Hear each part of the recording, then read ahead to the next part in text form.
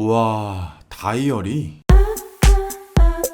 빌런입니다. 이번에 리뷰할 브랜드는 시티즌 아테사 AT8254-612 라디오 컨트롤 30주년 1600개 한정판입니다. 사진보다 영상이 낫고 영상보다 실물이 낫습니다. 굉장히 독특한 디테일을 가진 모델이기 때문에 기회가 되신다면 실물을 보시는 것을 추천드립니다. 손목시계의 역사를 되짚어보면 회중시계, 핸드와인딩, 오토매틱, 쿼츠, 스마트워치, 이 다음에 어떤 종류의 시계가 나올지 예측하긴 어렵지만 분명 쿼츠, 석영의 진동수를 기반으로 만들어진 전자시계는 기계식 시계에 비해서 모든 면에서 효율적입니다. 그것도 압도적으로 훨씬 더 정확하고 더 얇고 더 튼튼하게 더 오래가게 더 많은 기능을 더 쉽게 만들어낼 수 있어요. 시계가 근본적으로 가져가야 할 신뢰 측면에서 쿼츠 무브먼트와 상대하는 건 불가능하다라는 것을 빨리 깨달은 스위스메이드 시계업계의 대부들은 자신들이 품고 있었던 기계식 시계를 예술의 영역, 사치품의 영역으로 핸들을 틀어버립니다. 실용적인 기능과 기술 개발에 투자하기보다는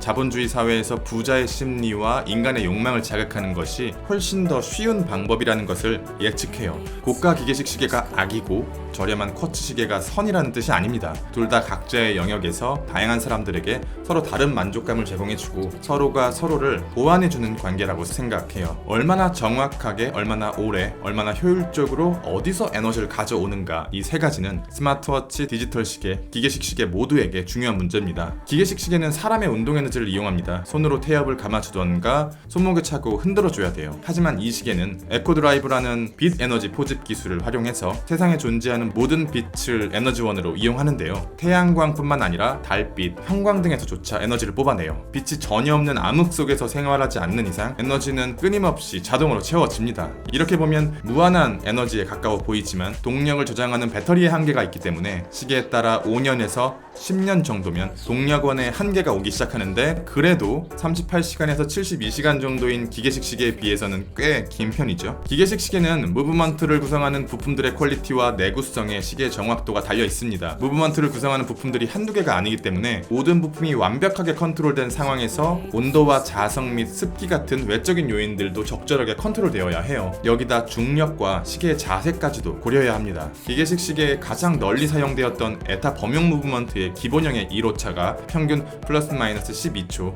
최대 30초입니다. 현재 세계 최고의 기계식 무브먼트를 만드는 브랜드 중에 하나인 롤렉스의 칼리버 3230 무브먼트의 1호차가 평균 플러스 마이너스 2초인데 반해 이 시계 H800의 무브먼트의 1호차는 플러스 마이너스 0.5초, 시티즌의 칼리버 100의 1호차는 플러스 마이너스 0.00273973초, 연오차 1초입니다. 그런데 역설적이게도 이 시계가 가지고 있는 라디오 컨트롤 기능이 10만 년에 1초까지 오차를 잡아주거든요. 이 기능 때문에 쿼츠 무브먼트의 상대적으로 뛰어난 정확도의 가치가 오히려 줄어드는 것 같아요. 인간의 욕심이라는 게 끝이 없습니다. 저는 드림워치가 있습니다. 아마 이번 생에는 이루어지기 어려울 것 같은데요. 끄레도르의 H2와 랑의 삭소니아 신 어벤츄린, 이 두 가지를 제 손에 올려보는 것이에요. 삭소니아 신의 밤하늘 같은 다이얼을 어벤츄린 다이얼이라고 합니다. 이 다이얼을 제작하는데 얼마나 많은 비용이 들어가는지는 모르겠습니다만 이것은 시계 그룹에게 일종의 인질 같은 다이얼이 되었습니다. 고가의 럭셔리 브랜드에서조차 접근하기 어렵고 보통 하이엔드 브랜드에서 아주 간혹 아주 고가의 한정판으로 만나볼 수 있는데요.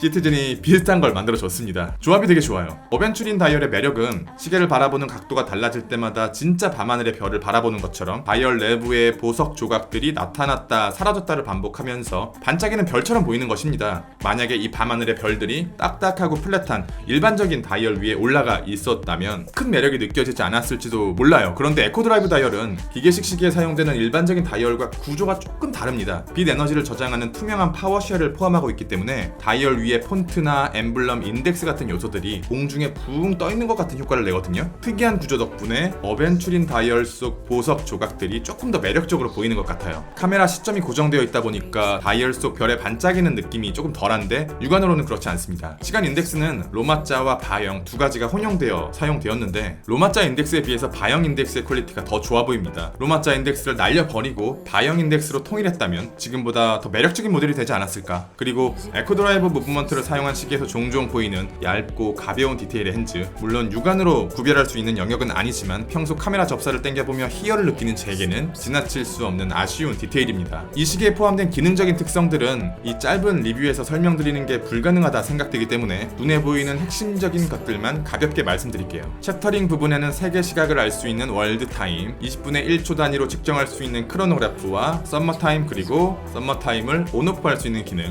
암흑 속에서 6개월, 빛이 충전된다면 5년에서 10년간 배터리 교환이 필요 없는 파워 리저브 인디케이터, 24시간계에 정확한 시각을 맞춰주는 라디오 컨트롤, 날짜와 요일, 월을 포함한 완벽한 퍼페추얼 캘린더로 윤년을 자동으로 계산하기 때문에 2100년 2월 28일까지 시계를 조정할 필요가 없습니다. 공식 사이즈는 41.5mm로 나와 있으나 제가 직접 재본 결과 크라운을 제외하면 41mm 안쪽으로 측정됩니다. 두께는 9.7mm, 러그 투 러그는 48mm, 러그는 21mm, 76g. 러그와 크라운 가드의 각진 디자인과 브레이슬릿을 보고 있으면 이 시계가 지향하는 바가 결코 드레스 쪽은 아니라는 것을 알 수 있어요. 사이즈 대비 러그의 너비도 튼실한 편이고 단단하고 짧게 처리한 것을 보니까 투러치의 느낌이 강하게 납니다. 워낙 가볍고 얇기 때문에 착용감은 당연히 좋은 편이고요. 케이스와 브레이슬릿 모두 스틸이 아닌 티타늄 소재를 사용했기 때문에 굉장히 가볍지만 스틸에 비해서 어두운 색감을 갖고 있습니다. 티타늄 소재가 스틸에 비해서 많은 강점을 갖고 있는 것은 확실하나 스틸의 색감과 무게감에 익숙해지신 분들에게 티타늄의 이런 특징들은 호불호가 갈리는 요소로 알고 있습니다. 그런데 시티즈는 티타늄의 약점을 보완할 듀라텍트라는 기술을 갖고 있어서 스틸에 비해 가벼운 무게와 스틸 5배의 경도, 베젤에서 볼 수 있는 것처럼 티타늄의 색감을 자유롭게 구현할 수 있습니다. 케이스와 브레이슬릿의 마감은 굉장히 좋은 편입니다. 예전에 리뷰했었던 에코드라이브 라디오 컨트롤 기본 모델이나 기계식 무브먼트를 사용한 챌린지 다이버와 프로마스터보다 훨씬 더 높은 수준의 마감입니다. 깔끔하게 폴리싱된 베젤이나 기본적인 브러싱의 마감의 수준, 러그에 들어간 교차 마감, 특히 미드 케이스와 브레이슬릿에 사용된 브러싱 마감이 되게 매력적인데요. 육안으로는 특정 방향의 헤어라인이 보이는 브러싱 방식은 아닙니다. 접사를 해서 보면 독특한 질감이 드러나는데 일반적인 시계 브랜드에서 쉽게 볼 수 있는 마감 방식은 아니에요. 제라드 페르고 로레아토의 브레이슬릿에 적용된 브러싱 마감과 비슷한 느낌인데요. 상대적으로 헤어라인이 조금 더 약하고 규칙적인 느낌의 브러싱 마감입니다. 이것이 스틸과 티타늄이라는 소재의 차이 혹은